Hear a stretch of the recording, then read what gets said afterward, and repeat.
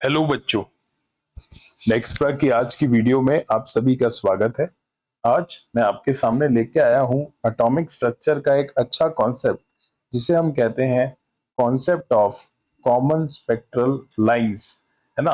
अभी एक common spectral lines क्या होती हैं और इनको हम कैसे निकालते हैं हम वो देखते हैं। तो नेक्स्ट अपन हेडिंग डाल रहे हैं एटॉमिक स्पेक्ट्रम में common spectral lines. Common spectral lines होता है लाइंस या फोटॉन्स, लाइंस मतलब photons with the same wavelength emitted, with the same wavelength emitted। तो इसका क्या मतलब है? तो जैसे मान लो मेरे पास हाइड्रोजन में एक फोटोन आता है 2 से 1, जब डी एक्साइट होता है इलेक्ट्रॉन तो एक फोटोन निकलता है लैम्डा वेवलेंथ का। तो क्या हीलियम प्लस में भी कोई ऐसा ट्रांजिशन है जो जस्ट ये वाला वेवलेंथ दे दे जो यहां से निकल रहा है? तो मान लेते हैं, इसके लिए सिंपल तरीका है, इसको मान लो n2 डैश, इसको मान लो n1 डैश। तो अपन लिखते हैं कॉमन स्पेक्ट्रल लाइन के लिए अगर सेम वेवलेंथ आ रही है तो हम लिखते हैं, इसको आप ले लो n1, इसको ले लो आप n2। तो n2 upon n2 dash is equal to n1 upon n1 dash is equal to z1 upon z2। ठीक है। तो अगर n1 है 1, n1 डैश मेरे को नहीं पता, n2 है 2, n2 डैश मेरे को नहीं पता, z1 1, z2 2 हीलियम प्लस। तो मेरे पास आ जाता है n2 dash equal to 4 and n1 dash equal to 2। इसका मतलब हीलियम प्लस में अगर मैं ये ट्रांजिशन लेता हूं तो ये 4 से 2 का transition will correspond to the same wavelength जो कि हाइड्रोजन में आती है 2 से 1 ट्रांजिशन पे। ठीक है। तो इस केस में अपने पास, इसको प्रूव भी कर देता हूं। देखो हाइड्रोजन में अगर 2 से 1 ट्रांजिशन आता है तो डेल्टा ई क्या होगी, जो एनर्जी ऑफ फोटोन है 13.6 into Z square 1 by n1 square minus 1 by n2 square. यही आ जाएगा 13.6 इंटू 1 माइनस 1 बाय 4, यही आ जाएगा 13.6 इंटू 3/4 इलेक्ट्रॉन वोल्ट, ये आ जाएगी। ठीक है। अब इसमें आप ये भी देख सकते हो कि अगर हीलियम प्लस में, अगर हीलियम प्लस में बात करें तो 4 से 2, तो डेल्टा ई कितना होगा, ये आ जाएगा 13.6 into Z square 1 by n1 square minus 1 by n2 square.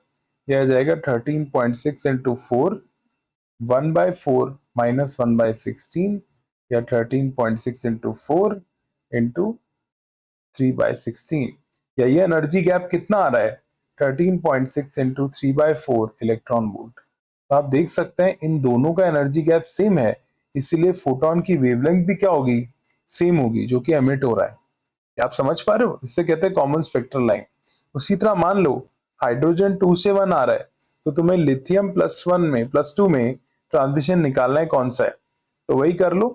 Lithium +2 का ट्रांजिशन मान लो n2 डैश से n1 डैश। ठीक है। तो स्टार्ट करते हैं। 2 by n2 dash should be equal to 1 by n1 dash should be equal to 1 by 3।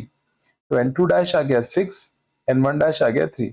इसका मतलब हाइड्रोजन का 2 से 1 और लिथियम +2 का 3 से 6, ये ट्रांजिशन जब होता है तो ये क्या एमिट करता है, ये सेम वेवलेंथ एमिट करता है। ये बात समझ पा रहे हो? तो ये अपना सेम हो गया। अब बेटा इस पर बेस्ड क्वेश्चन कैसे आता है ना, इस पर बेस्ड अपन क्वेश्चन कैसे लें? तो चलो अपन एक सिंपल सा क्वेश्चन लेते हैं। इसमें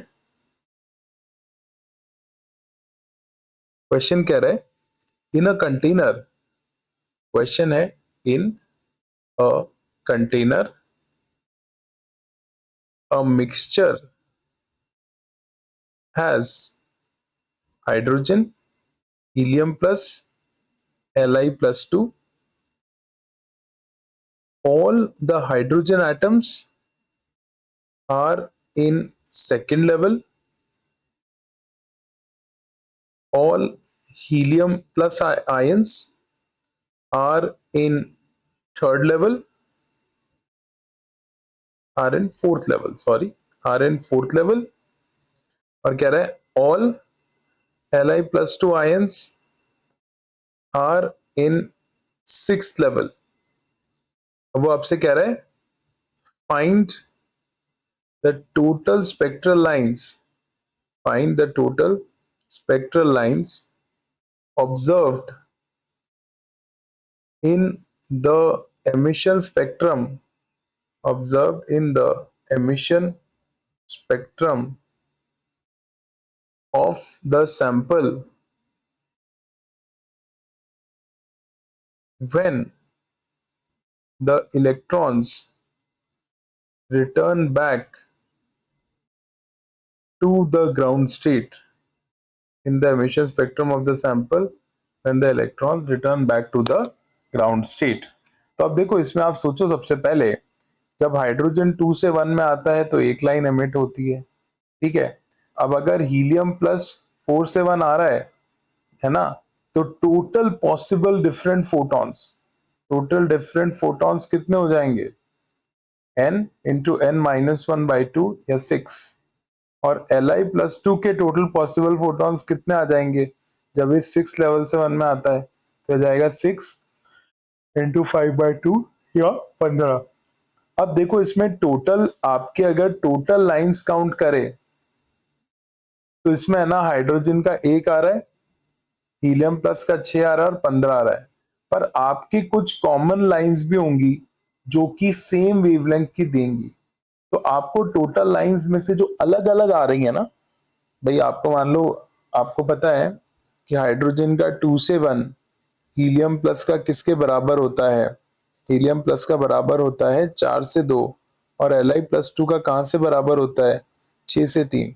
तो ये तीनों स्पेक्ट्रल लाइंस कॉमन है, वेवलेंथ सेम आएगी। तो जब तुम है ना इसको ऐड करोगे, देखो हाइड्रोजन का तुमने 1 ऐड किया, ये अलग, हीलियम प्लस के जब 6 ऐड किए तो उसमें एक तो कॉमन है, और जब Li2 प्लस के 15 ऐड किए तो एक कॉमन है। तो टोटल है ना आपके जो आ रहे हैं उसमें अलग अलग कितने होंगे, ये कॉमन वाला मत ऐड करो। 6 आप ऐड कर रहे हो ना हीलियम प्लस के, तो एक तो कॉमन हो गया, एक तो रिपीट हो गया, तो 5 ही ऐड करो। यहाँ 15 ऐड करो, यहाँ पे 14 ऐड करो, तो टोटल लाइंस 20 होनी चाहिए। अब इसमें आप देखो क्या हीलियम प्लस और Li2 प्लस में कोई और कॉमन लाइन आ सकती है, तो हमें वो भी माइनस करनी पड़ेगी। हाइड्रोजन हीलियम लिथियम की एक कॉमन लाइन थी एक एक बार, वो माइनस कर दी।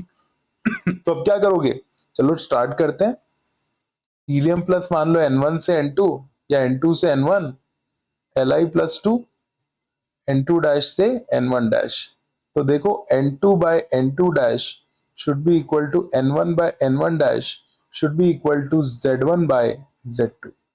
ठीक है, इसका मतलब अगर N2 by N2 डैश, अगर N2 2 है तो N2 डैश 3 होना चाहिए, और अगर इसको ऐसे सोच सकते हो कि ये है ना, ये हमेशा रेशियो 2:3 के रेशियो में आ रहा है। तो अगर N1 by N1 डैश 2:3 है, मतलब N1 अगर 2 हो गया और N1 डैश कितना हो गया 3, तो N2 by N2 डैश इसी का एक रेशियो हो सकता है 4:6। तो N2 4 हो जाए और N2 डैश 6 हो जाए तो आपका काम बन जाएगा।